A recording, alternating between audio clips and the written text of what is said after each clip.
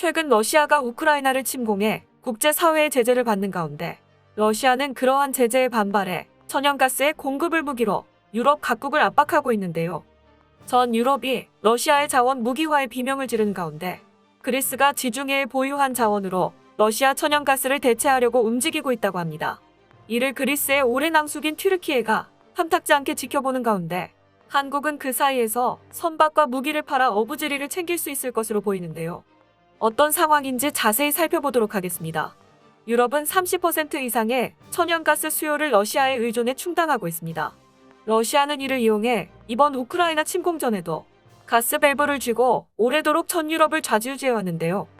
하지만 전쟁으로까지 번진 이번 사건은 그러한 과거와 비교해도 유례가 없는 행보였기 때문에 국제사회는 러시아를 말려 죽일 셈인가 싶을 정도로 강력한 제재를 가하고 있죠. 그렇다고 러시아가 가만히 당하고 있진 않습니다. 곧바로 가스관을 틀어 잠그고 유럽이 알아서 항복할 때까진 놔주지 않을 셈이죠.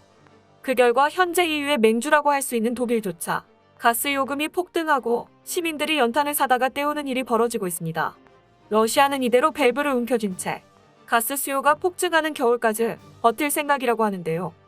이유는 이 상태로 겨울을 맞게 되면 심각한 에너지 부족 사태를 겪을 것은 물론이고 러시아와 푸틴이 원하는 대로 될 것임을 알기 때문에 발등에 불이 떨어진 상황입니다. 러시아가 이렇게까지 나오자 유럽 각국은 대러시아 천연가스 의존도를 낮춰서 러시아의 자원 횡포를 벗어나는 방안을 모색하고 있는데요.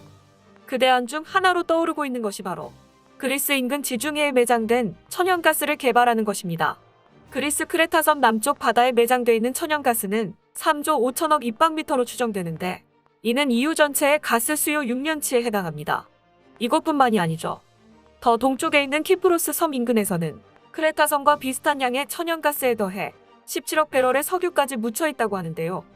키프로스는 그리스와는 별개의 국가고 그리스보다는 튀르키예에 훨씬 가깝지만 섬 내부에서 그리스계와 튀르키예계가 남북으로 갈라져 분쟁 중이기 때문에 키프로스에서의 자원 갈등은 그리스와 튀르키예의 대리전이라고 볼 수도 있습니다. 물론 그리스와 오랜 낭숙인 튀르키예가 가만히 보고 있지는 않겠지만 만약 그리스가 이 천연가스를 개발해서 유럽에 공급하게 된다면 유럽은 한동안 러시아의 자원 무기화에서 벗어날 수 있을 것이고 그리스는 어마어마한 떼돈을 벌게 되겠죠. 그뿐만 아니라 그리스는 그 돈을 기반으로 부도가 나버린 국가 경제를 되살릴 수도 있을 것입니다. 그리스는 불안정한 산업구조, 유로화 도입, 부패 등의 문제로 2015년 국가부채 상환 불가, 즉 디폴트를 선언했습니다. 이후 동원 가능한 거의 모든 수단을 끌어와서 2018년엔 구제 금융 프로그램을 종료하고 잘 버티고는 있지만 여전히 갚아야 할 부채는 산더미처럼 남아있죠. 이들한테 있어 바다 한가운데서 솟구쳐 나오는 수조 달러에 달하는 자원은 국가 회생의 운명이 걸린 이루 말할 수 없이 중요한 기회일 것입니다. 그래서 그리스는 이에 방해가 되는 튀르키예를 견제하기 위해 없는 살림에도 필사적으로 계속해서 군비를 증강하고 있습니다. 물론 튀르키예도 그만한 규모의 자원을 쉽게 놓아주지 않습니다. 그리스와 튀르키예의 감정의 골은 한국과 일본보다도 깊다고 일컬어질 정도로 두 나라는 사이가 매우 나쁜데요. 튀르키예가 오스만 제국의 시절에 동로마였던 그리스를 정복해 그리스인들은 무려 400년을 튀르크인들한테 지배당했기 때문입니다. 철천지원수 사이면서도 동시에 미국의 동맹이고 함께 나토에 소속되어 있다는 점이 어찌 보면 한국과 일본의 관계보다도 복잡하다는 말이 이해되는 부분이죠. 그런데 이 두 나라의 갈등을 통해 반사 이익을 보는 나라가 있는데요. 바로 한국입니다. 한국은 예전부터 두 나라 모두와 우호적인 관계를 유지해왔는데요. 그리스와 튀르키예가 북쪽의 폴란드와 마찬가지로 러시아와 중동의 서진을 막는 보루 역할을 하고 있어 지구 반대편에서 러시아와 중국의 태평양 진출을 틀어막고 있는 한국과는 공감대가 있기 때문입니다. 그렇다 보니 한국은 이런 기구한 입지의 공감대를 바탕으로 두 나라 모두와 군사적, 경제적, 문화적 교류를 꾸준히 이어나가고 있는데요. 그리스는 해운을 통한 인연으로 한국 기업들과 끈끈한 유대가 있어 주한 그리스 대사관은 하나그룹의 본사 건물 내부에 있을 정도이죠. 튀르키예와는 지역 강국 간의 국가협의체 믹타에 같이 소속되어 있고 2012년 FTA를 체결한 후 9년 동안 양국 교역액이 58%나 늘어났습니다. 그리스는 2015년 디폴트를 선언하기 전까진 흔히 관광산업 의존도가 매우 높은 국가로 알려져 있었지만 관광업만큼이나 해상 운송업의 비중 역시 높습니다. 이 때문에 전 세계 조선업계에서 큰 손으로 정평이 나 있죠. 그래서 일본, 중국 등 한국과 조선업으로 경쟁하는 국가들은 늘 그리스의 마음을 잡으려고 필사적이었는데요. 그리스는 그 중에서 전 세계 수주량 1위인 중국이 아니라 3배나 높은 가격을 부르는 한국의 조선사를 애용해왔습니다. 중국산 선박은 가격만 싸지 물류비 효율이 나쁘고 잔고장도 많았기 때문에 수리비를 생각하면 오히려 손해라는 것을 누구보다 빨리 알아챘기 때문입니다. 일본산 선박의 경쟁력은 길게 말할 필요도 없고 두 동강이라는 단어로 모든 것을 설명할 수 있죠. 그리스에겐 조금 비싸더라도 품질이 보장되는 한국 선박이 가장 합리적인 선택이었던 것입니다. 대우조선해양은 작년 그리스 최대 해운사인 안젤리쿠시스 그룹사나 마랑가스로부터 4,870억 원 규모 LNG 운반선 2척을 수주했습니다. 안젤리쿠시스 그룹은 1994년 대우조선해양과의 첫 계약 후 현재까지 무려 112척을 발주한 대우조선해양의 최대 고객이기도 한데요.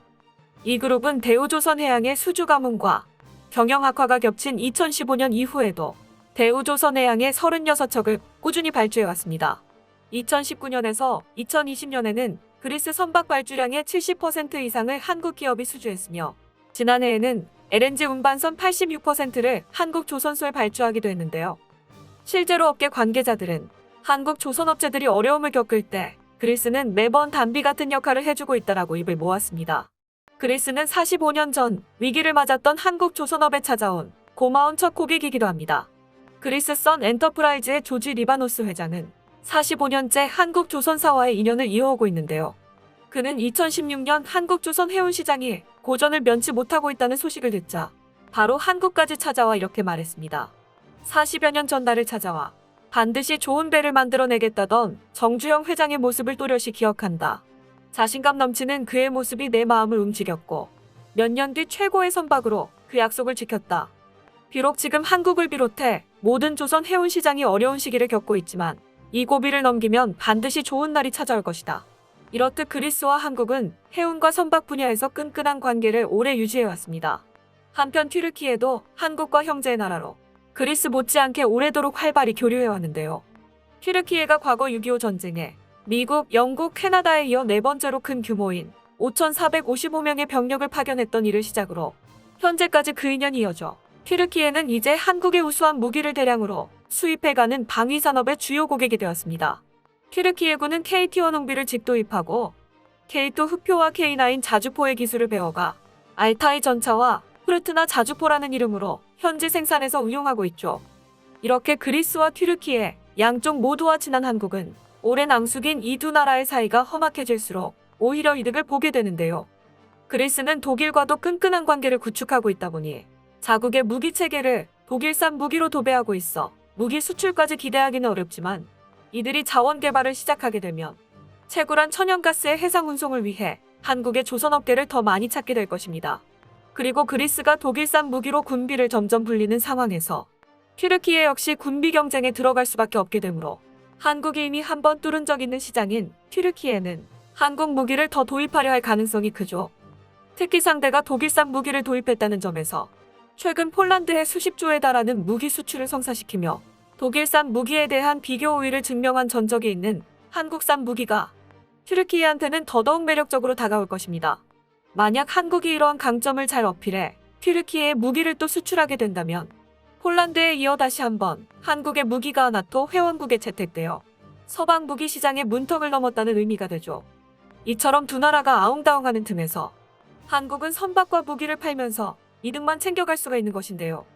인구나 자원으로는 경쟁할 수 없는 자그마한 나라가 국제무대에서 싸워나가려면 타국이 범접할 수 없는 고도의 기술력을 갖춰야 한다는 것을 한국은 일찍 깨달은 덕입니다. 한국이 국제사회에서 중요한 입지를 선점할 수 있는 것은 이러한 생각이 뒷받침해준 덕에 우수한 선박 기술과 무기 기술을 모두 보유하고 있기 때문이라고 할 수 있겠죠. 그리고 정으로 쌓은 신뢰관계 역시 일조했을 것입니다.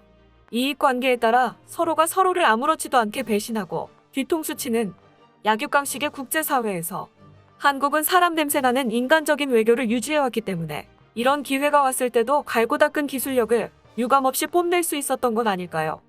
이러한 노선을 유약한 온정주의라고 여길 수도 있겠지만 성과를 내고 있다면 그것은 수완이 좋은 것이라고 말하는 게 옳을 것입니다. 앞으로도 한국이 빛나는 안목을 통해 현명한 외교를 이어나갈 수 있기를 기원해 봅니다. 끝까지 시청해주셔서 감사합니다. 도움이 되셨다면 좋아요를, 다른 이야기도 궁금하시면 구독을 눌러주세요.